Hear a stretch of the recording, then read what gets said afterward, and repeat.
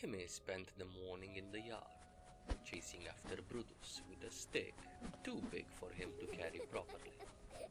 The dog loped along at his side, not chasing the stick so much as keeping pace with the boy.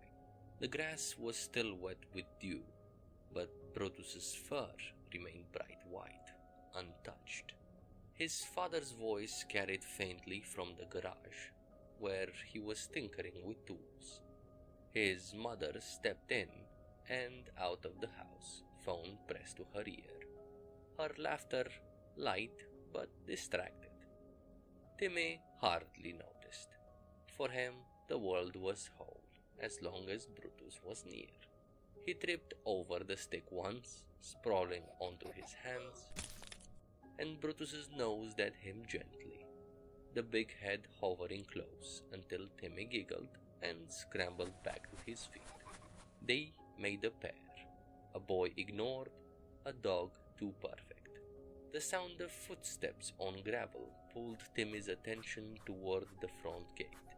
The mailman, a tall man in his 30s, strode up the path with the casual cheer of someone used to being barked at daily. His hands clutched a neat stack of envelopes, the uniform cap tipped slightly back. Brutus didn't move. No growl, no bark, no twitch of aggression. His eyes followed the man, calm and steady. "Now there's a good boy," the mailman said with genuine surprise. "Most dogs try to take my leg off." He crouched slightly, holding the mail out of reach while extending his free hand toward Brutus. Timmy grinned. "He likes you."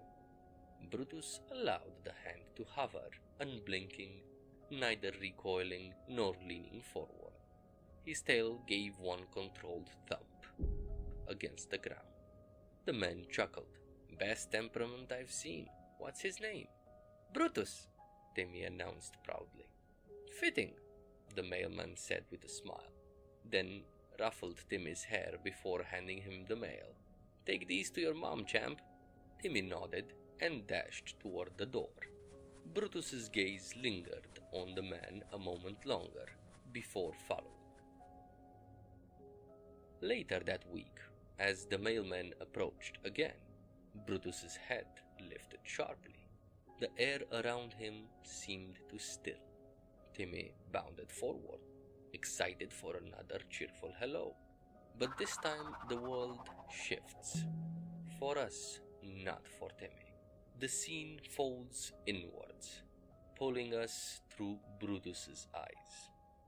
The mailman smiled, but his thoughts unraveled underneath the grin.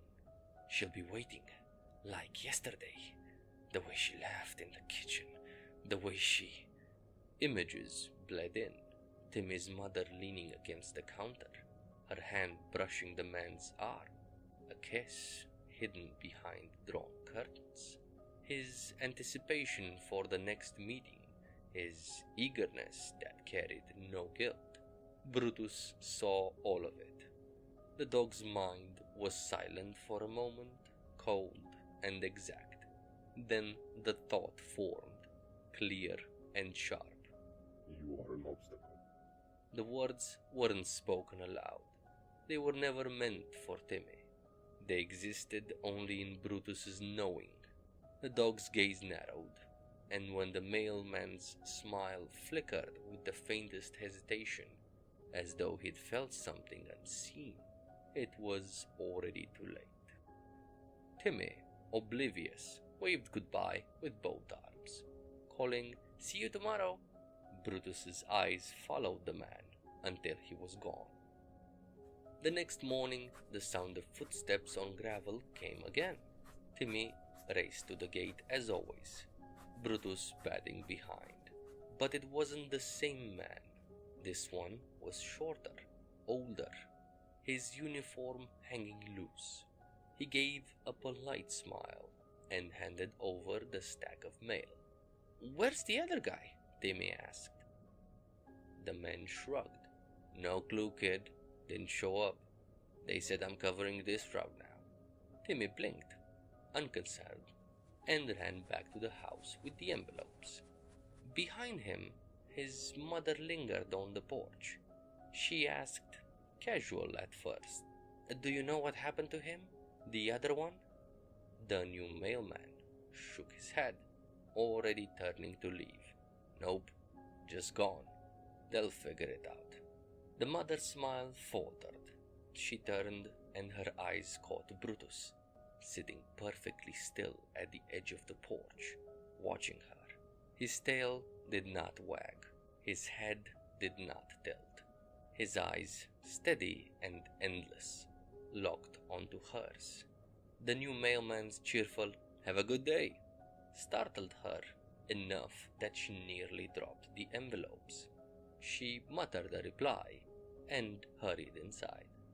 Brutus stayed at the threshold, unmoving. That evening, Timmy's father sat hunched over the kitchen table, fiddling with a broken flashlight.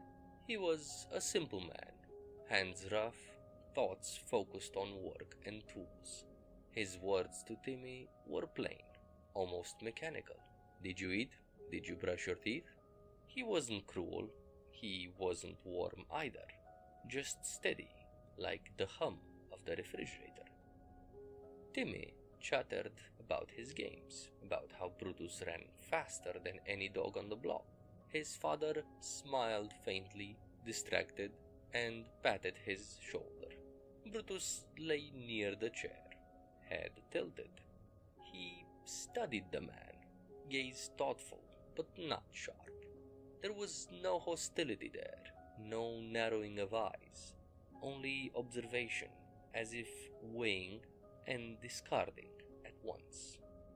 Timmy's mother moved busily through the kitchen, her phone lighting up with messages she kept sliding out of sight. She barely noticed Brutus's stare when she passed by, but he never looked away. To Timmy, the evening felt ordinary. To everyone else, the balance of attention seemed to shift. Night fell. Timmy curled under his blanket, Brutus at his side. The boy whispered about his day, about the mailman who didn't come back, about the silly games he wanted to play tomorrow. His words faded as sleep pulled at him. Brutus remained awake, silent, still. His eyes gleamed faintly in the dim light. When Timmy's breathing slowed, the voice pressed into his mind again. "I see everything, Timmy. For you." The boy smiled in his sleep, comforted by the thought. The house was quiet.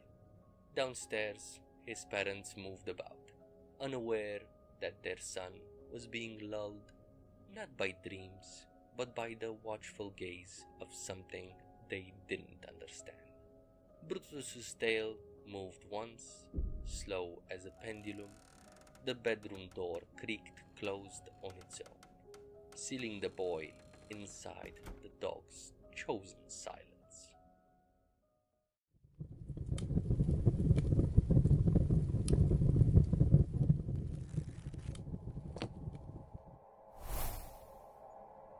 Did you like this chapter?